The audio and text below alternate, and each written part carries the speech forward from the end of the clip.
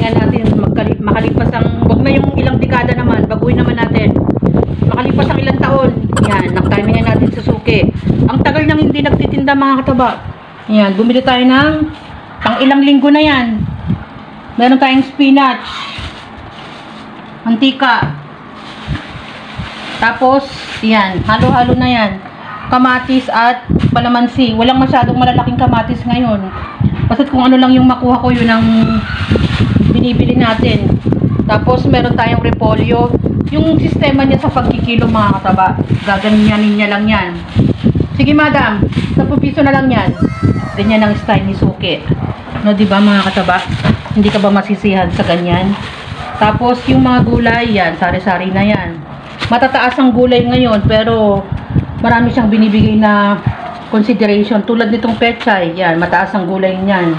Pero wag na natin i-mention ang price. Celery, dahon ng sibuyas, gabi.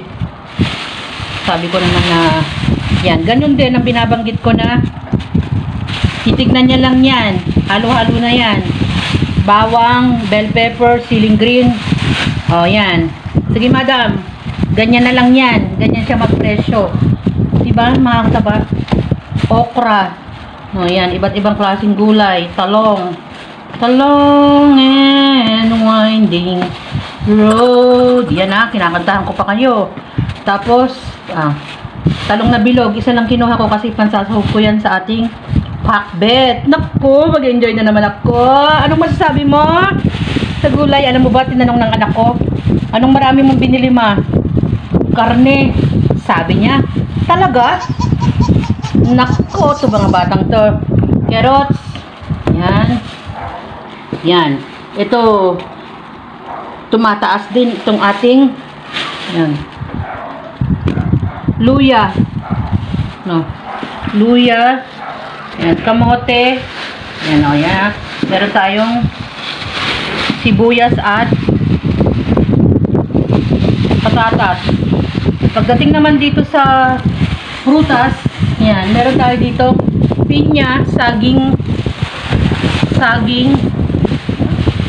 wala siyang wala siyang isang klase ng saging. Yan, sitaw, nabili ko naman yan sa isa na lang kasi wala, naiwan niya yung sitaw niya at ampalaya. Ito naman yung sari-sari nating isda. Meron tayong dory, merong daing na bangus. Nahuli kasi ako, wala na akong naabutang hipon. Isang pirasong bangus na malaki, hotdog, at ang ating, yan, buto-buto naman to. Tapos dito, kasi inuulam namin to, yan, yan, inuulam namin to, nilalagyan ko lang ng pork, yung ating alamang. Yan, ilayo natin dahil malansa, kasi lilinisin ko naman yan. Tapos bumili tayo ng ating, yan, ang paborito ng aking mga boys, chicken, 2 kilo to. Tapos yung ating liempo, no, yan, halos kumpleto na yan. Kung meron din tong halong isa pang nandito na pala yung isa, yan, ang ating liempo. Marami na tayong pwedeng lutuin mga kataba. So yan, yan yung ating pinamili. Kung kayo mga kataba, alam nyo na kung anong gagawin yung luto dyan, di ba? Ganyan tayo, kasi iiwasan na nating bumili ng bumili sa labas. Tapos yung hindi na tayo masyadong nag-iisip ng mga lulutuin sa mga susunod na araw. Pagbabudget na lang natin yan, itong lulutuin natin sa ganitong araw, itong gagawin natin, no, ganun yung gagawin natin. Safe na yung pagkain.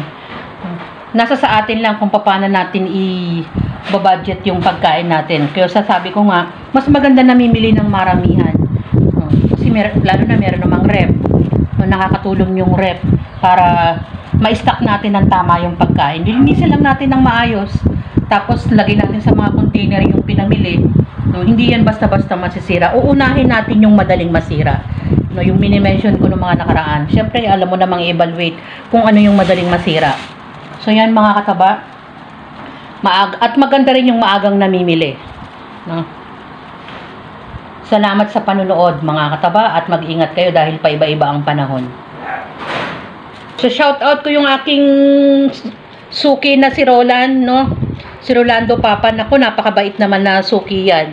Shout out kay Papa Roland. Salamat sa mga binibigay niyang discount at consideration sa mga ganyang pamimili ko. Shout out at maraming blessing pa ang dumating sa kanya.